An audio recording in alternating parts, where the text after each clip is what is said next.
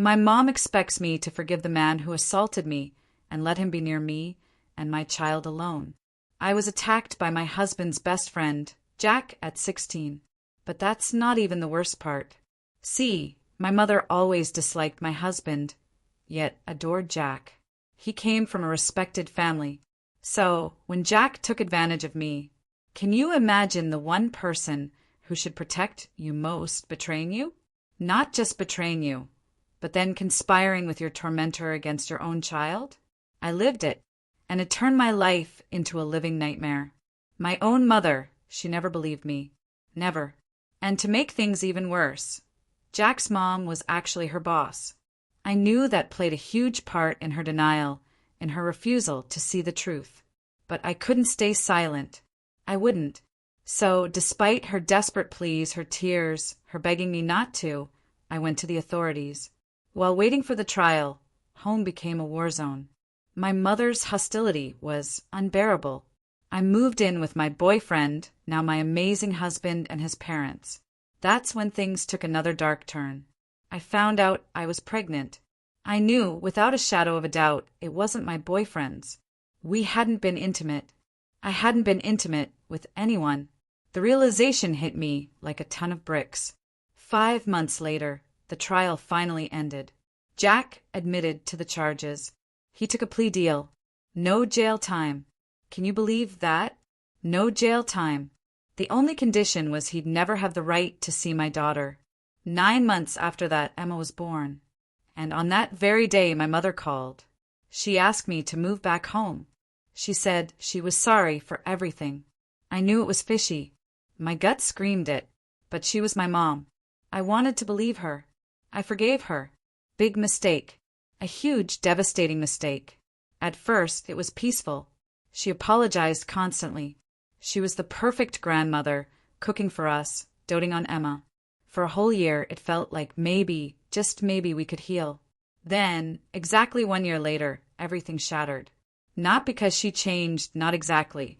You see, I was away at college, a few hours' drive. My mom had retired early, supposedly to watch Emma while I was gone. I'd stay on campus during the week, then rush home every weekend. One day, a massive snowstorm hit. My Thursday and Friday classes were canceled. I saw an opportunity to surprise my mom, so I drove home early. No warning. I walked through the door, kicked off my snowy boots, and there in my kitchen stood my mom, Jack, and Jack's mom. And Jack was holding my daughter, Emma. My blood ran cold. The surprise on their faces turned to sheer panic as I started screaming. I scooped Emma into my arms, trembling, and started packing her bag. My mother and Jack's mother were pleading, begging me not to leave. As I headed for the door, my mom was openly sobbing, asking for forgiveness. Never, I spat, my voice raw with fury. I will never forgive you. As I stormed out, Jack actually grabbed my arm. You should be nicer to your mother, he sneered. I ripped my arm free. My mother called hundreds of times after that. I never answered. I moved into an apartment with my husband and Emma, found a babysitter for when I was in class. A week later, a transfer hit my bank account, over $100,000. Her attempt to buy my silence by my forgiveness. I had no idea where she even got that kind of money. Years passed. My younger sister got married, and I had to interact with my mom again. I tried to be civil. She immediately asked about Emma, who she hadn't seen in 10 years. She asked about my son, Tyler. She even asked about my current pregnancy. She swore she wanted to fix things, to see her grandkids before she died. She even had the audacity to claim she always believed me about the assault. She just didn't want to lose her job. I asked her if she still saw Jack's mother. Sometimes, she admitted, mostly at church. I just walked away from the conversation. My head was spinning. Not only had she allowed Jack to see my daughter, but she was still friends with the woman who'd gone around town telling everyone I was a liar, that Jack and I had slept together, and I'd lied about the assault because I felt guilty. I was livid. I needed to cool down. That night, lying awake, I thought about everything. The next day, I picked up the phone. For the first time in 10 years, I called my mom. I wanted to talk. Maybe, just maybe, we could move forward. For a moment, it seemed okay. We talked about current things, small talk. But then, inevitably, the conversation turned to church, and then to Jack. She just had to tell me how much Emma looked like his other kids. As if I cared. I told her I didn't want to talk about him. She ignored me. He's a better person now, she insisted. He feels terrible. You should forgive him. It happened so long ago. You should be over it by now. That was it. I snapped. My mother had never heard my side of the story. She only ever listened to his. So I told her. I told her what really happened. I told her that if she continued to talk about the man who assaulted me, I would have zero respect for her. Never call me again, I choked out, my voice shaking. Keep our relationship exactly as it's been, because you are never going to change. I ended it by telling her she would never be around any of my children. I couldn't trust her. My hands were shaking as I hung up the phone. I walked to the kitchen, poured myself a glass of water, trying to steady my breathing. My husband looked up from his laptop, concern etched across his face. He didn't need to ask. He saw it all over me. I sat down heavily, the glass trembling in my grip. Her words, "You should be over it by now," replayed in my mind. My stomach churned. Her casual mention of Jack's other children, as if comparing them to Emma was normal, it was sickening.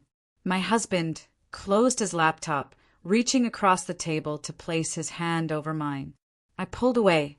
I needed to move, to burn off this furious energy. I paced the kitchen, my footsteps echoing.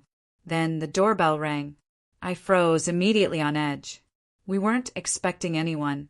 My husband got up to answer it. I listened from the kitchen. The door opened, rustling paper. He came back with a small package addressed to Emma. "No return address," he said, turning it over.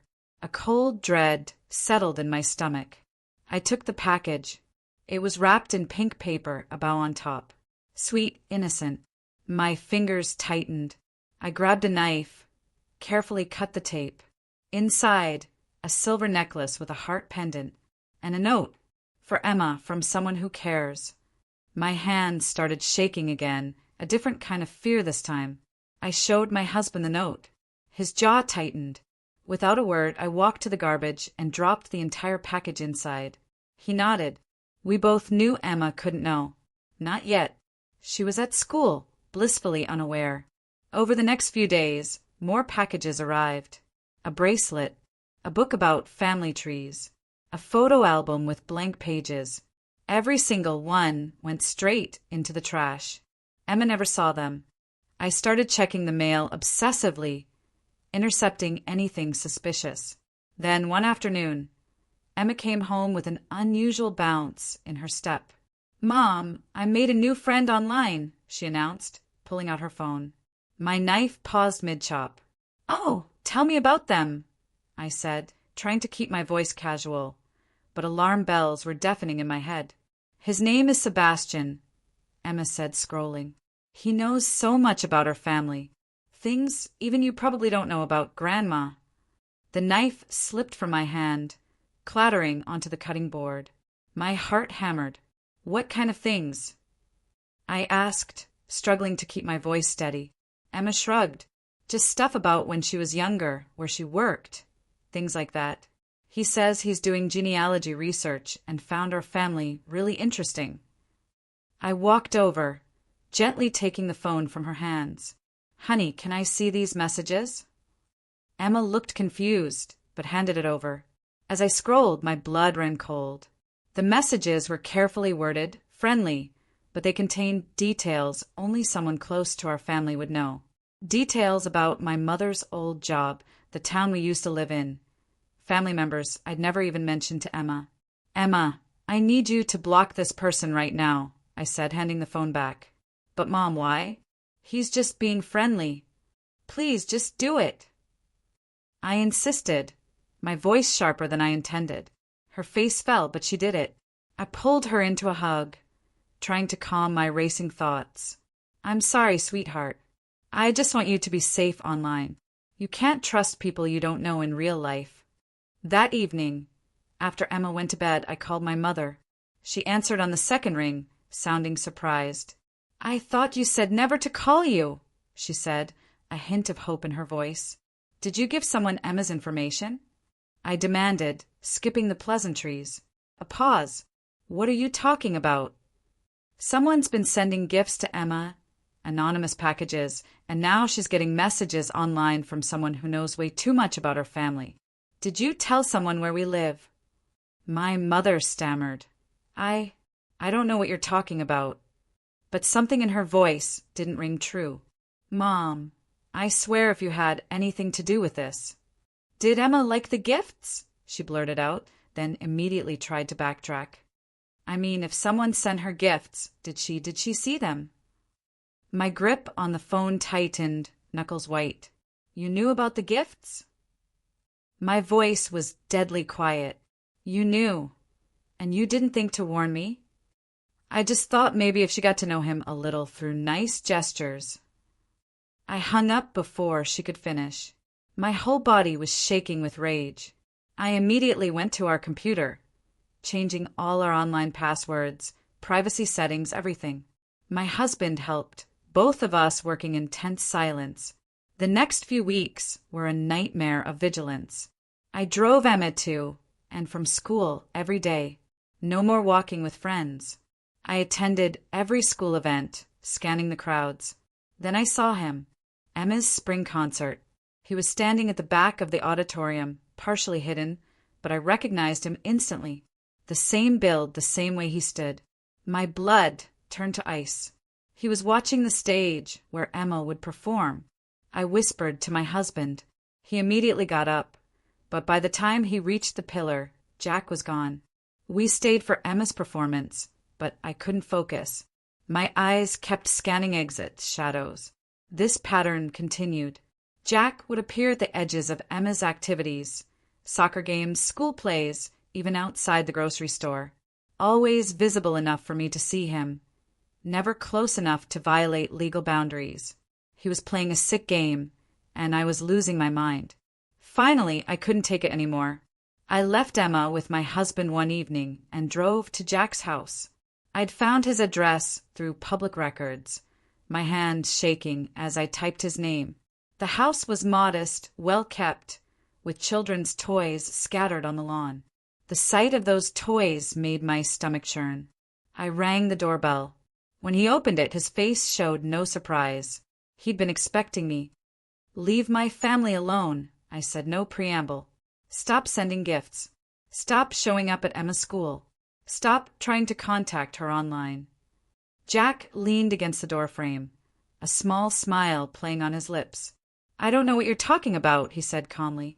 "I'm just a concerned father who wants to know his daughter." "She's not your daughter." I spat. "You gave up any right to her the day you admitted what you did to me." His smile faded slightly. "Legal rights can be challenged," he said quietly, "especially when the mother is clearly unstable, cutting off family members, paranoid about innocent gifts." "Are you threatening me?" I asked, my voice shaking with rage. "I'm just saying," Jack continued, his voice maddeningly calm, "that courts tend to favor reformed individuals who've paid their debt to society, especially when they can prove the other parent is alienating the child from their biological family." I turned and walked away before I did something I'd regret. His words echoed in my mind all the way home. That night, I started documenting everything. Every sighting, every gift, every attempt at contact. Screenshots of messages, photos of packages, a detailed timeline of his stalking. My husband suggested the police, but I knew we needed more than just my word. So we installed security cameras, dash cams. I started carrying a voice recorder. If Jack wanted to play legal games, I'd be ready. The situation escalated. Emma came home from school one day in tears. Kids were saying mean things about me, calling me a liar, saying I'd ruined a good man's life. The rumors were spreading like wildfire. I knew exactly who was behind them. I called an emergency meeting with Emma's principal and teachers. In that conference room, I laid out the situation calmly, explaining the history without graphic details. The principal, Mrs. Catherine, listened with growing concern. "We've actually had a man asking questions about Emma," her teacher said slowly. "He claimed to be a family friend doing a surprise for her birthday. We didn't give him any information, of course, but it was unsettling." I gave them Jack's photo and a copy of the restraining order I'd started the process for. They promised increased security, but I knew I needed to do more. That weekend, I organized a community gathering at our local park. I'd lived here for 5 years, built relationships. These people knew me. It was time to control the narrative before Jack's poison spread. Standing in front of neighbors, Emma's friends' parents, local business owners, I took a deep breath. I didn't go into graphic details, but I explained that someone from my past who had hurt me was now trying to insert himself into my daughter's life. I asked for their support, for vigilance. The response was overwhelming. Parents shared their own stories, offered to help with school pickup, promised to keep an eye out. Mrs. Jones, Emma's best friend's mom, pulled me aside. "We've got your back," she said firmly.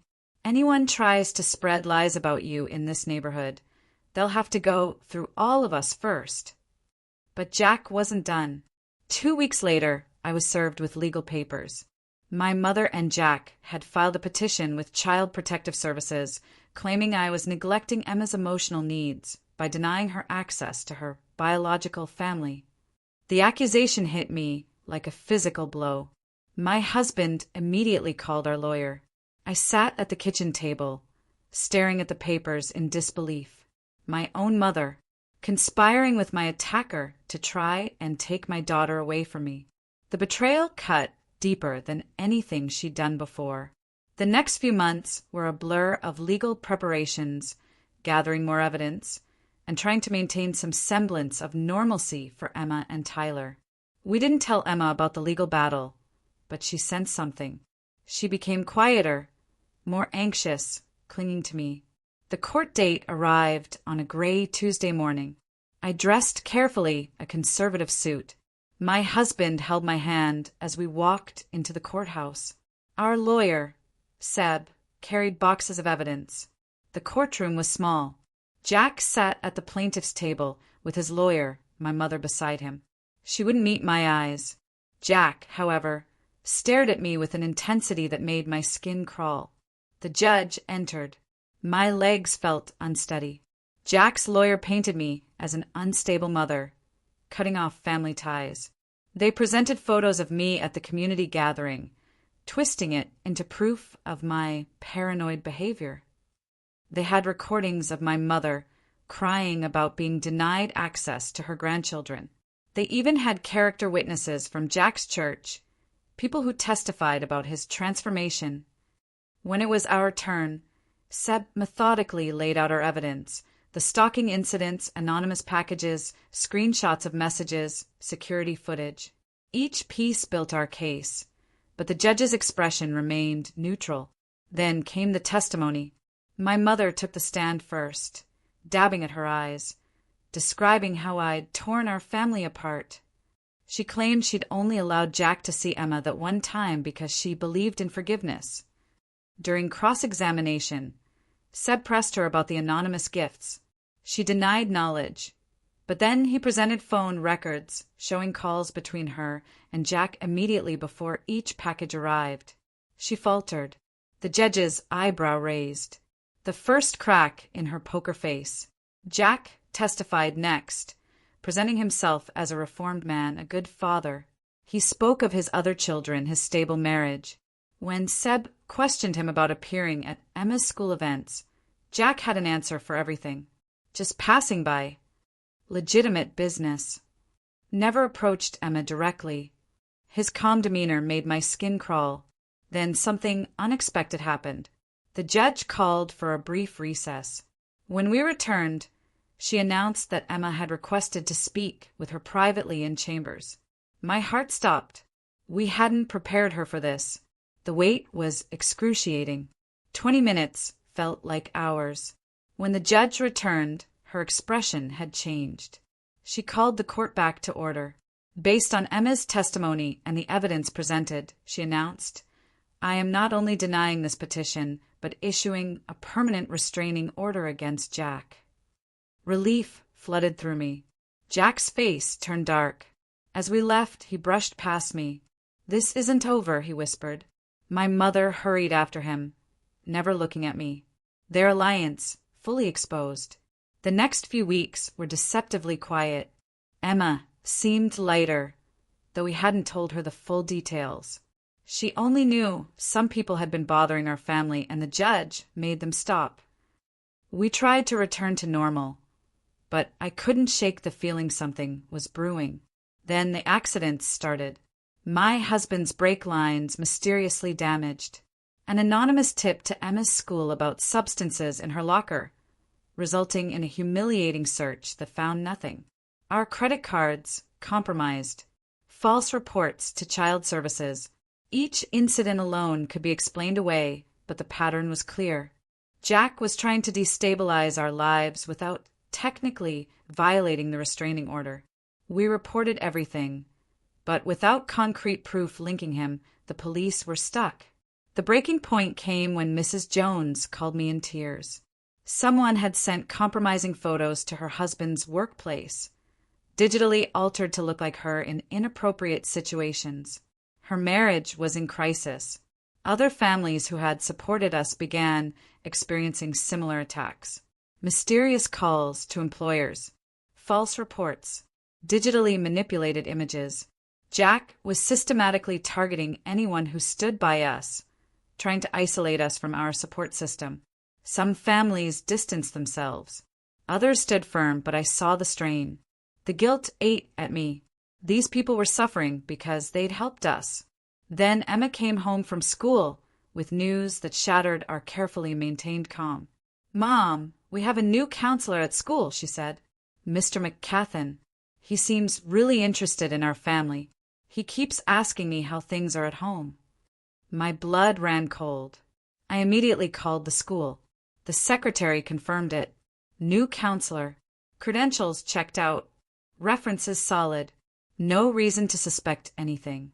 But the timing, it was too convenient. I drove to the school the next morning. The man who greeted me was professional, seemingly genuine. But something in his eyes when he looked at me set off every alarm. Over the following days, Emma mentioned more conversations. He was asking about her feelings regarding family, if she ever felt like she was missing something, if she ever wondered about extended family members she didn't know. The questions were subtle, carefully worded to seem therapeutic, but I recognized the manipulation. We tried to request a different counselor, but the school administration pushed back. Mr. McCathan was highly qualified, they said. Emma seemed to respond well to him. Without concrete evidence, they wouldn't change. Meanwhile, the harassment continued. My husband's employer received anonymous complaints. Tyler's daycare was called with false concerns about bruises. Every aspect of our lives was under attack. Then, a call that changed everything. A woman named Sarah. She needed to speak with me urgently about Jack. We met at a coffee shop. Sarah was Jack's ex-wife, the mother of his other children. Her story was chilling. She'd left him years ago after he groomed their teenage babysitter. She fought for full custody and won. But Jack systematically destroyed her life in revenge. Lost jobs, ruined relationships, constant legal battles. She'd moved across the country to escape him.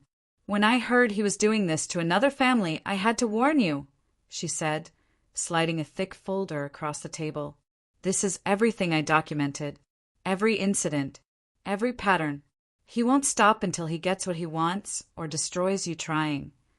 The folder was a roadmap of Jack's tactics. Sarah detailed how he recruited others, how he stayed just within legal boundaries while orchestrating chaos.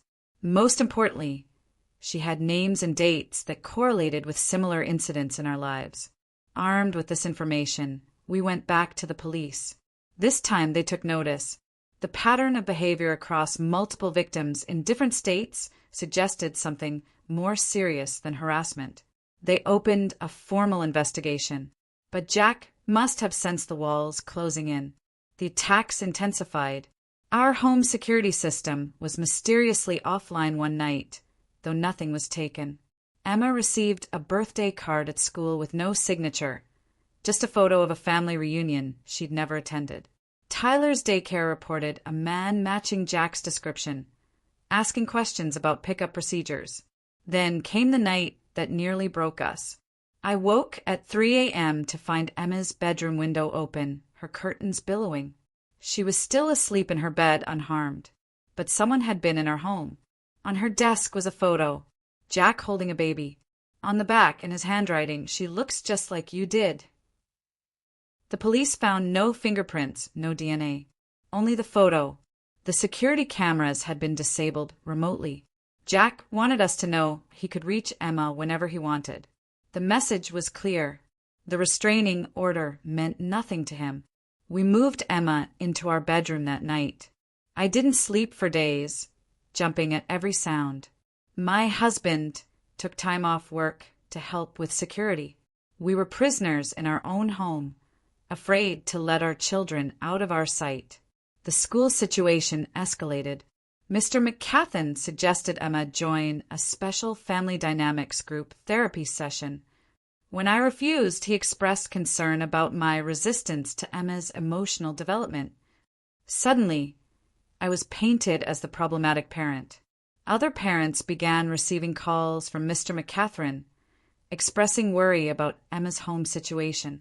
He suggested she showed signs of emotional neglect, that she seemed isolated from extended family. The seeds of doubt he planted grew quickly in the school community gossip mill. Emma started coming home upset, saying kids were asking why her mom didn't want her to be happy, why she wasn't allowed to know her real family. The psychological warfare was taking its toll, especially on her. Then Sarah called with urgent news. She'd been tracking Jack's activities through a network of his other victims. He'd recently been in contact with a lawyer known for parental alienation cases, someone who specialized in overturning restraining orders and gaining custody for reformed parents. We realized this had all been part of a larger plan. The harassment wasn't just revenge. It was designed to make me look unstable, paranoid, unfit. Every reaction I had was being documented and twisted to support a future custody case. I made the difficult decision to pull Emma out of school for the remainder of the year. The school threatened truancy charges, but our lawyer advised it was better than leaving her exposed to Mr. McCathan's influence. The isolation was crushing. Emma missed her friends, her normal life. She began asking questions we couldn't fully answer without traumatizing her. How do you explain to a child that her biological father is a predator? That her grandmother chose him over her own daughter? Our marriage strained under the pressure. My husband remained supportive, but I could see the exhaustion in his eyes. He'd signed up to be Emma's father, not for this endless battle. Late-night arguments became more frequent. Should we move? Change our names? How far would we have to run? But running felt like letting him win, and there was no guarantee he wouldn't find us. Then the private investigator we'd hired uncovered something crucial. Mr. McCathan wasn't who he claimed to be. His credentials were forged, his references fake.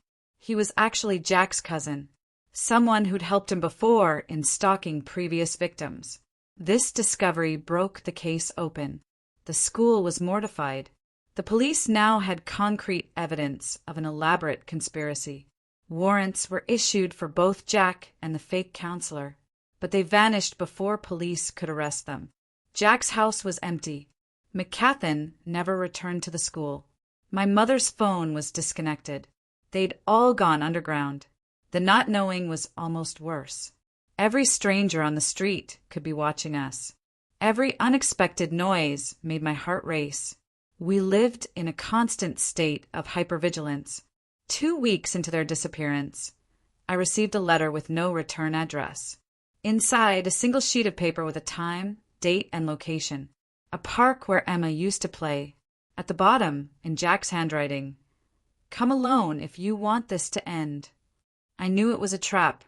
Everything in me screamed not to go, but I was so tired. Tired of running, of looking over my shoulder, of watching my family suffer. Maybe it was time to face this head-on. I showed the letter to my husband and Sarah. Both begged me not to go, but I'd made up my mind. This had to end. We compromised. I would go, but they would be nearby, ready to call the police. The night before the meeting, I sat with Emma as she slept, watching her peaceful face. She deserved better. Tyler deserved a childhood free of this threat. My husband deserved a wife who wasn't constantly looking over her shoulder. I thought about my mother, wondering if she was with Jack, part of this final play. The woman who should have protected me had become my enemy's greatest ally. The betrayal still burned. As dawn broke, I prepared. The evidence we'd gathered was safely with our lawyer. Emma and Tyler were with trusted friends, a location Jack didn't know. If something happened to me, they would be protected. I drove to the park. My hands were steady on the wheel, my mind clear. This cat-and-mouse game had gone on long enough. Today, one way or another, it would end. The park was empty, save for a lone figure on a bench near the playground. As I walked closer, I realized it wasn't Jack. It was my mother. She looked older, frilier. Her hands shook as she clutched her purse. "He's not coming," she said as I approached. "He sent me to deliver a message." I stood several feet away, ready to run. "What message?" She pulled out an envelope, holding it out with trembling fingers. "He's leaving the country. He wants you to know he's done fighting, but he has conditions." I didn't take the envelope. "What conditions?" "He wants a photo of Emma every year on her birthday, sent to a P.O. box. No return address needed. Just so he knows she's okay." My mother's voice cracked. "He says if you agree to this, he'll disappear forever. If not what?" I demanded. She finally met my eyes, and I saw fear there. "He says he'll dedicate his life to making yours miserable, that what you've experienced so far is nothing compared to what he's capable of." I stared at her. This woman who gave birth to me, who should have protected me, who chose my attacker over her own daughter. "And you're helping him. Still." "I don't have a choice," she whispered. "He knows things about me, things that would destroy what little life I have left." "You always had a choice," I said. "You just never chose me." I turned and walked away, leaving her crying on the bench. I didn't take the envelope. I wouldn't negotiate with Jack. Wouldn't give him even a photo of Emma. He'd taken enough. As I drove home, I called the police. They found my mother still in the park, but she claimed to know nothing about Jack's whereabouts. The envelope contained only the P.O. box info and a photo of Jack's other children. A final, twisted reminder of what Emma was missing. That was 3 months ago. Jack hasn't been found. The fake counselor was arrested, trying to cross into Canada, awaiting trial. My mother was charged with aiding and abetting, but received probation due to her age and claims of coercion. We've slowly begun rebuilding. Emma is in therapy with a real counselor, carefully working through the trauma without fully understanding its scope. She's back in school with new security. Tyler remains blissfully unaware. The community that stood by us has grown stronger. Mrs. Jones's marriage survived. Parents are more vigilant. What Jack meant to destroy has only bonded us closer. But I still check the locks twice each night. I still scan crowds. I still jump when unexpected packages arrive. Sarah says this hypervigilance may never fully fade. It's the price of surviving someone like Jack. My husband and I are in counseling, too, working through the strain. He never wavered in his commitment, but we both carry scars. Trust, once broken by those who should protect you, is not easily rebuilt. Emma asked me recently why she doesn't have grandparents like her friends do. I told her a version of the truth. Sometimes families break apart when people make choices that hurt others. She seemed to accept it, but I know harder questions are coming. The investigation revealed Jack had done this before. Sarah wasn't his only victim. A trail of women across several states who'd fought similar battles lived in fear. Some gave in, others ran. A few, like us, fought back. We've formed a support network now. These survivors of Jack's obsession. We share information, watch for his reappearance, offer each other the understanding that only comes from shared trauma. It's a sisterhood none of us wanted to join. The police believe Jack did leave the country. But I don't feel safe. Men like Jack don't just give up. They retreat, regroup, and return when you least expect it. So we remain vigilant, living our lives but always aware of the shadows. I stared at my laptop screen, refreshing the news site for the third time. Nothing about Jack. The fake counselor's trial was next month, but Jack remained a ghost. My coffee was cold. Emma bounded into the kitchen, backpack slung over her shoulder. She grabbed an apple, kissed my cheek. My husband followed, adjusting his tie, Tyler clinging to his leg in dinosaur pajamas. Ready for school? I asked Emma, forcing normalcy into my voice. She nodded, then paused at the door. Mom, Lily's having a sleepover this weekend. Can I go? Lily was Mrs. Jones's daughter. A simple request, but nothing felt simple anymore. I glanced at my husband, who gave me an encouraging nod. Let me talk to Lily's mom first, I said. Emma's face fell slightly, but she didn't argue. She understood. Our new normal included extra precautions. After they left, I called Mrs. Jones. She assured me they'd installed new security cameras. Her husband would be home all weekend. We arranged a system. Emma would text me every 2 hours, and I'd pick her up immediately if anything felt wrong. That afternoon, I met with the prosecutor handling the fake counselor's case. She spread photos across her desk, surveillance footage from various locations, showing Jack's cousin stalking other families years ago. The pattern was undeniable. We've linked him to 7 other cases, she said. Your documentation helped us connect the dots. He was looking at serious time, but Jack remained untouchable, hidden somewhere beyond our reach. I picked up Emma from school, watching my mirrors more than the road ahead. At a red light, I noticed a car 3 vehicles back that had been behind us since the school. My pulse quickened. I took an unexpected turn, then another. The car continued straight. Just paranoia. But I couldn't shake the feeling. At home, I found my husband on the phone with our bank. Someone had tried to access our accounts from an IP address in Mexico. The attempt failed thanks to our new security protocols, but the location made my blood run cold. Mexico had no extradition treaty for harassment charges. Emma worked on homework at the kitchen table while I prepared dinner, trying to maintain our routine. Tyler played with blocks at her feet. These quiet moments felt precious and fragile. My phone buzzed. Sarah had sent a message to our support group. New victim in Arizona. Same pattern. Gifts, online contact, escalation. She needs our help. I called the woman that night after the kids were asleep. Her voice shook as she described finding Jack at her daughter's dance recital, the anonymous packages, the fake social media accounts. I walked her through documenting everything, gave her our lawyer's number, shared what had worked for us. Will it ever end? She asked. I didn't have an answer. The next morning brought a registered letter from my mother's lawyer. She was suing for grandparent visitation rights. My hands trembled as I read the filing. She claimed I was alienating her grandchildren, denying them their heritage. The language echoed Jack's threats.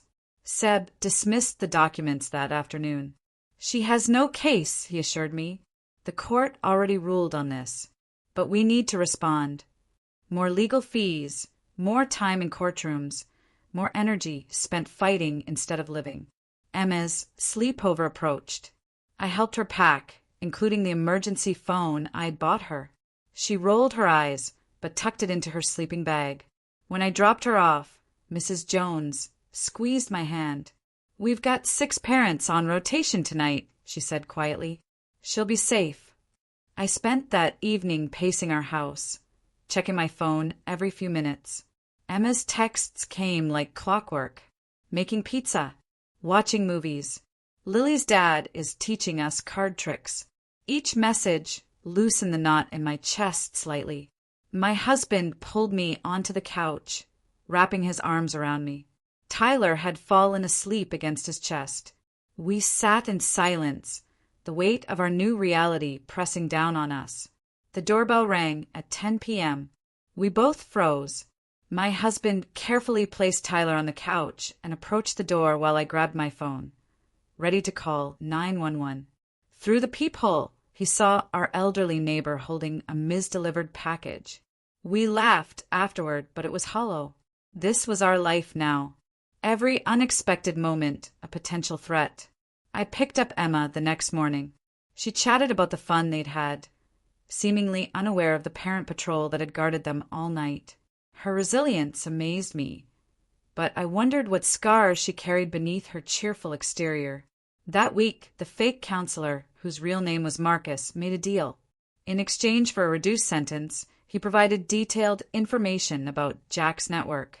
The prosecutor called me with updates. They'd identified 3 more accomplices, all arrested. But Marcus claimed not to know Jack's current location. He compartmentalized everything, she explained. Marcus only knew his part. I attended Marcus's sentencing. He avoided my eyes as the judge read the charges. 15 years, with parole possible in 7. As they led him away, he finally looked at me. His mouth moved, forming words I couldn't hear. Later, the bailiff told me what he'd said. He won't stop. Spring arrived with a cruel normalcy. Emma tried out for the school play and got a small part. Tyler started. Preschool. My husband got promoted. Life moved forward, even as we looked backward. Then came the video. It arrived in an email from an untraceable address. The subject line read, "She's beautiful." My finger hovered over the delete button, but I needed to know. The video showed Emma at her school play rehearsal, filmed from outside the auditorium windows. The angle suggested someone in the parking lot with a telephoto lens. I drove to the school immediately, showed the principal. They reviewed security footage, but found nothing. Whoever filmed it knew the camera blind spots. We increased security again. But how many times could we build the walls higher? The police traced the email to an internet cafe in Tijuana. Jack was taunting us from beyond their reach, showing us he could still watch, still violate our boundaries whenever he chose. Emma noticed the increased security at school. "Is it because of him?" she asked one evening, not needing to specify who. I'd planned to wait until she was older, but she deserved some truth. I told her someone from the past was trying to bother our family, but we were protected. She nodded solemnly, suddenly looking older than her years. "Is that why Grandma doesn't visit?" The question pierced my heart. I explained that sometimes adults make choices that hurt relationships. She seemed to understand more than I'd given her credit for. My mother's visitation lawsuit proceeded slowly. Her lawyer kept filing motions, dragging out the process. Each court appearance meant time off work, more stress, more legal bills. She sat across the courtroom, looking smaller each time, but her determination never wavered. During one hearing, she broke protocol, calling out to me as I passed. "I just want to see them," she cried. "Please, I'm their grandmother." The bailiff quieted her, but her words echoed. Part of me wondered if I was being too harsh.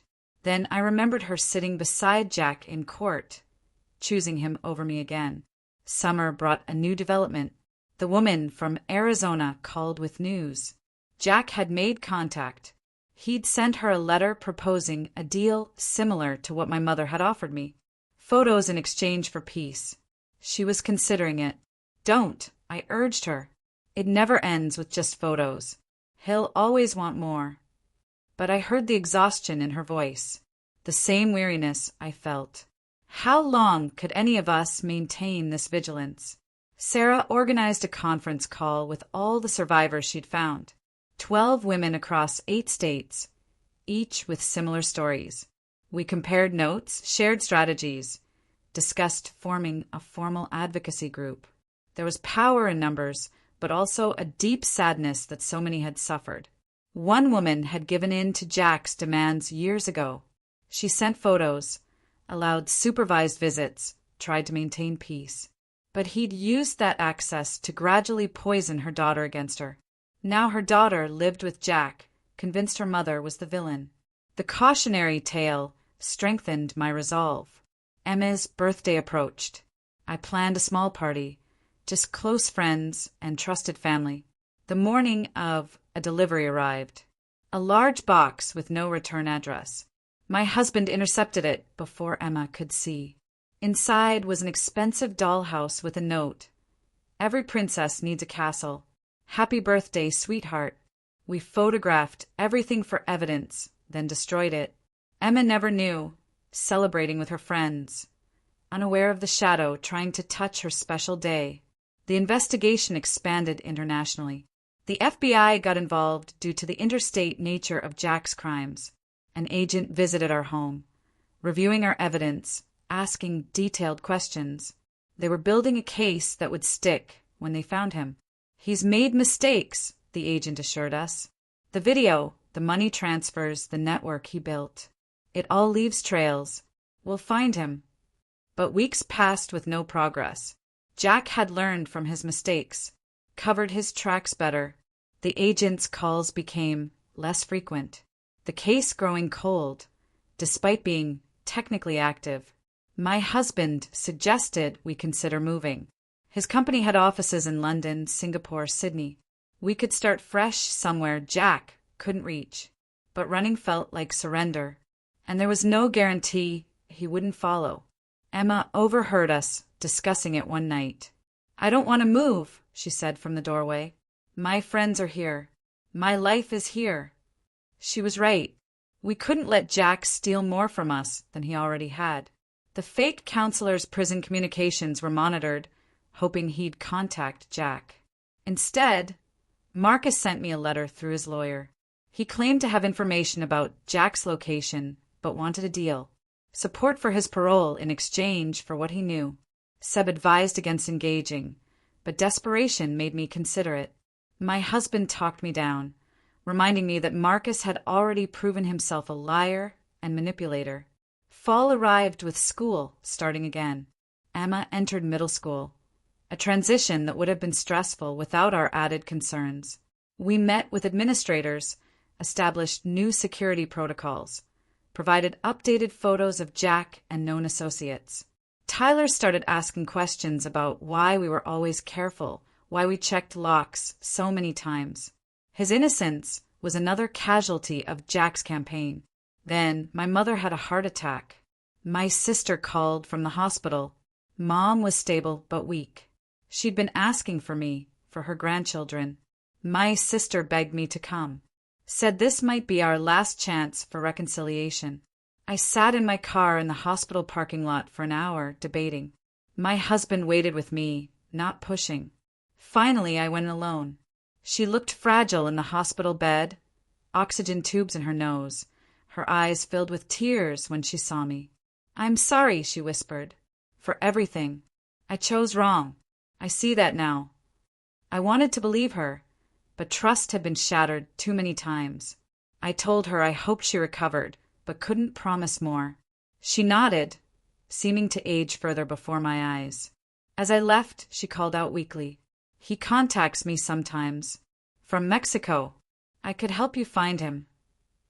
I stopped at the door, but didn't turn around. You've helped him enough, I said and left. The FBI agent called that night. My mother had already reached out to them, offering cooperation. Whether from genuine remorse or fear of dying alone, she was finally choosing a side. Her information proved valuable. She provided email addresses, phone numbers Jack had used, details about his financial resources. The investigation renewed with fresh energy. Emma's school play opened to a packed auditorium. I sat in the front row, my husband recording, while I scanned the crowd. She delivered her lines perfectly, beaming under the stage lights. For a moment, I forgot to be afraid. Afterward, at the cast party, Emma pulled me aside. "Mom, I know you're scared for me," she said. "But I'm okay. We're okay. Don't let him take this from us, too." My 12-year-old daughter had more wisdom than I'd realized. The breakthrough came from an unexpected source. Jack's wife, his current wife, contacted Sarah. She'd found our support group online, recognized the pattern. He'd been controlling, suspicious, paranoid. She wanted out, but feared for her children's safety. We conference called immediately. She was in Mexico City, had been for 2 years. Jack worked in private security, using skills he developed stalking us to protect wealthy clients. The irony wasn't lost on any of us. She agreed to cooperate with authorities in exchange for protection. Within days, Mexican federal police had Jack's apartment under surveillance. The FBI coordinated with local authorities, building an airtight case. I couldn't sleep the night of the planned arrest. Emma and Tyler were at a friend's house, just in case. My husband and I sat on the couch, phones in hand, waiting for news. The call came at dawn. They'd arrested Jack without incident. He'd been sleeping, apparently confident in his safety. They found evidence of his surveillance on multiple families, plans for future harassment, detailed files on all of us. Extradition would take time, but he was in custody. The agent assured me he'd be held without bail given his flight risk and history. I cried then, really cried, for the first time in months. My husband held me as years of tension released. It wasn't over. There would be trials, testimony, more legal battles. But he was caught. We picked up the kids and told them the bad man had been arrested. Emma hugged me tightly. "Does this mean we can stop being scared?" she asked. "We can start," I said. My mother passed away 2 weeks later. Despite everything, I attended the funeral. My sister understood why I didn't bring the children. I said goodbye to the woman who should have protected me, who chose wrong until almost too late. I forgave her in my heart, even if I couldn't forget. Jack's extradition moved slowly through international courts. His wife filed for divorce, and custody joined our support network. We helped her navigate the system we knew too well. Emma auditioned for the spring musical and got the lead. Tyler joined Little League. My husband and I started date nights again. Slowly, carefully, we rebuilt normal. The trial date was set for summer. I'd have to testify, face Jack again. But this time I wouldn't be alone. Sarah would be there, the woman from Arizona, and others who'd found courage in our shared strength. Emma asked if she could testify too. "I want to tell them he doesn't get to hurt our family anymore," she said. We decided, with her therapist's support, that she could provide a written statement instead. I still check locks, still watch mirrors, still jump at unexpected sounds. Maybe I always will. But now, I also watch Emma sing on stage, help Tyler with homework, kiss my husband goodnight without fear stealing every moment. Jack took years from us, but he didn't take everything. We survived. We're healing. We're free. The last photo in our family album shows us at Emma's musical. Her in costume, Tyler on my hip, my husband's arm around us all. We're smiling, really smiling. Behind us, the auditorium is full of our community, the people who stood by us. That's the image I choose to remember. Not the fear, not the custody battles or restraining orders or sleepless nights. Have you ever had to fight for your peace against impossible odds? Or been betrayed by someone you thought would always protect you? Tell me your story in the comments below. I really want to know what you think.